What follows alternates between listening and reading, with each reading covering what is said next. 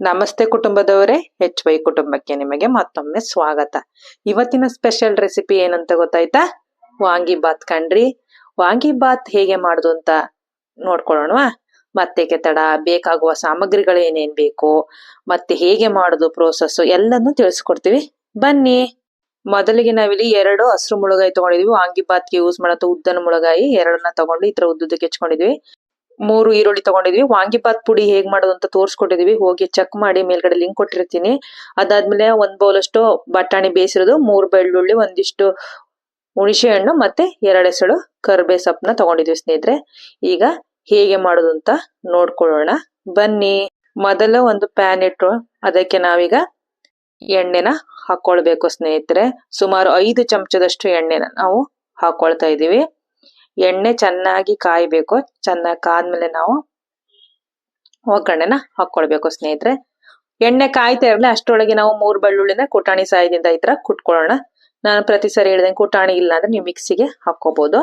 ಅದಾದ್ಮೇಲೆ ಎಣ್ಣೆ ಕಾದಿದೆ. ಈಗ ಅರ್ಧ ಚಮಚದಷ್ಟು ಸಾಸಿವೆ ಹಾಕೊಳ್ಳೋಣ. ಸಾಸಿವೆ ಚಟಪಟ ಅಂದ ಮೇಲೆ 2 ಎಸಳಷ್ಟು ಕರಿಬೇವು ಸೊಪ್ಪನ್ನ ಹಾಕೊಂಡು ಇದು ಕೂಡ ಚಟಪಟ ಅಂದ ಮೇಲೆ ಹೆಚ್ಚಿದಂತ ಹಸಿರು ಮುಳಗಾಯಿನ ಹಾಕೊಳ್ಬೇಕು ಸ್ನೇಹಿತರೆ. ಇದನ್ನ ವಾಂಗಿಬಾತ್ ಮುಳಗಾಯಿ ಅಂತಾನೂ ಕರೀತಾರೆ. ತುಂಬಾನೇ ಫೇಮಸ್ ಇದು ಮುಳಗಾಯಿ, ಉದ್ದಕ್ಕಿರುತ್ತೆ.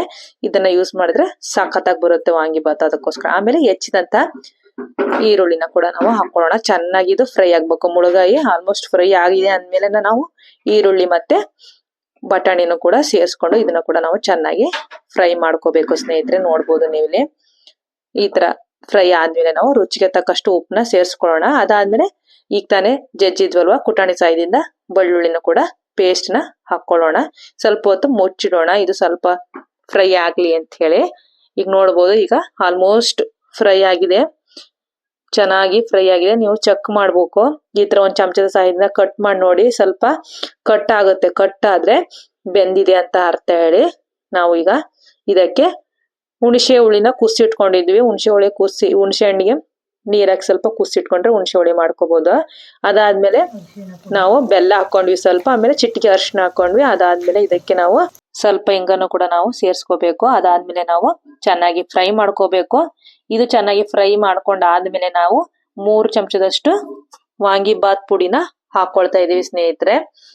ಇದು ಹೇಗೆ ಮಾಡೋದು ಅಂತಾನು ರೆಸಿಪಿನ ಕೊಟ್ಟಿರ್ತೀನಿ ವಿಡಿಯೋ ಎಂಡ್ ಅಲ್ಲಿ, ಲಿಂಕ್ ನ ಅದ್ರ ಮೇಲೆ ಕ್ಲಿಕ್ ಮಾಡಿ ಪ್ರೋಸೆಸ್ ಹೇಳ್ಕೊಟ್ಟಿರ್ತೀವಿ.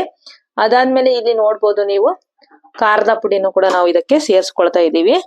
2 ಚಮಚದಷ್ಟು ಖಾರ ಪುಡಿ ಹಾಕೊಳ್ತಾ ಇದೀವಿ. ನೀವು ಖಾರ ನೋಡ್ಕೊಂಡು ಖಾರದ ಪುಡಿನ ಹಾಕೊಳ್ಳಿ ಸ್ನೇಹಿತರೆ. ವಾಂಗಿಬಾತ್ ಗೊಜ್ಜು ತಯಾರಾಗಿದೆ. ಗ್ಯಾಸ್ ಸ್ಟವ್ ನ ಆಫ್ ಮಾಡಿ ಈಗ ಅನ್ನ ಮಾಡ್ಕೊಳ್ಳೋಣ ಬನ್ನಿ. 1 ಕಪ್ನಷ್ಟು ಅಕ್ಕಿನ ಇಟ್ಕೊಳ್ತಾ ಇದೀವಿ ಸ್ನೇಹಿತರೆ ನಾವಿಲ್ಲಿ ಕುಕ್ಕರ್ಗೆ.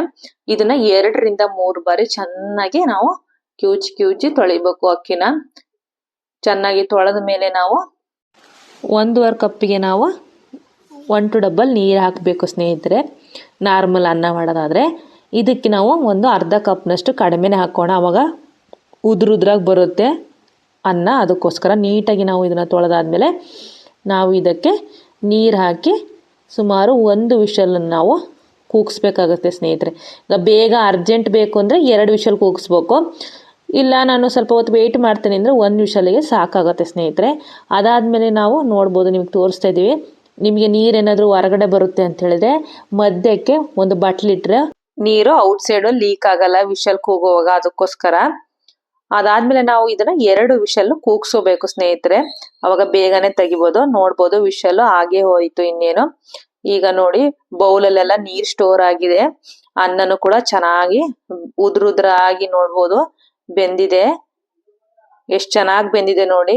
ಈ ತರ ಕನ್ಸಿಸ್ಟೆನ್ಸಿಲಿ ನಾವು ಅನ್ನ ಮಾಡ್ಕೊಂಡ್ರೆ ವಾಂಗಿಬಾತು ಸಖತ್ತಾಗಿ ಬರುತ್ತೆ, ತಿನ್ನಕ್ಕೆ ಉದ್ರಾಗಿರುತ್ತೆ. ಅದಕ್ಕೋಸ್ಕರ ಆಮೇಲೆ ಎಷ್ಟು ಬೇಕೋ ಅಷ್ಟು ಗೊಜ್ಜನ್ನ ನಾವು ಇಟ್ಕೊಂಡು, ಅನ್ನ ಎಷ್ಟು ಕಲ್ಸ್ಕೊಳ್ತೀವೋ ಅದನ್ನ ಅಷ್ಟೇ ಇಟ್ಕೊಂಡು ಮಿಕ್ಕಿದ್ದೆಲ್ಲ ನಾವೇನ್ ಮಾಡ್ಬೇಕಂದ್ರೆ ಒಂದು ಬಾಕ್ಸ್ ಅಲ್ಲಿ ಅಥವಾ ಒಂದು ಬೌಲಲ್ಲಿ ಎತ್ತಿಟ್ಕೋಬಹುದು. ಅದನ್ನ ಸ್ಟೋರ್ ಮಾಡ್ಕೊಂಡು 1 ವಾರ ಗಂಟ್ಲೆ ಇಟ್ಕೊಂಡು ತಿನ್ಬೋದು. ಫ್ರಿಡ್ಜ್ ಇದ್ರೆ ನೀವು ಸ್ಟೋರ್ ಮಾಡ್ಕೊಂಡು ತಿನ್ನಿ, ಇಲ್ಲ ಅಂತ ಹೇಳಿದ್ರೆ 2 ಡೇಸ್ 3 ಡೇಸ್ ಅಲ್ಲಿ ಸ್ಟೋರ್ ಮಾಡಿ ಇಟ್ಕೊಂಡು ಕಲ್ಸ್ಕೊಂಡು ತಿನ್ಬೋದು.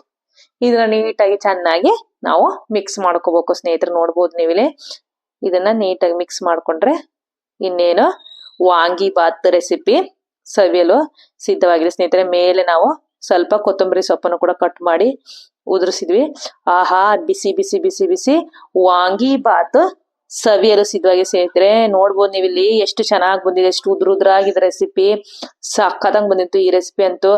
ಮತ್ತೆ ನೀವು ಕೂಡ ಮನೇಲೆ ಟ್ರೈ ಮಾಡಿ ಈ ರೆಸಿಪಿ ಹೇಗೆ ಬಂದಿತ್ತು ಅಂತ ಕಮೆಂಟ್ ಸೆಕ್ಷನ್ ಅಲ್ಲಿ ತಿಳಿಸಿ. ಮತ್ತೆ ಮುಂದೆ ನೋಡಿದ್ರೆ ಮತ್ತೊಂದು ರೆಸಿಪಿ ಒಂದಿಗೆ ಸಿಗುತ್ತೇನೆ. ಧನ್ಯವಾದಗಳು.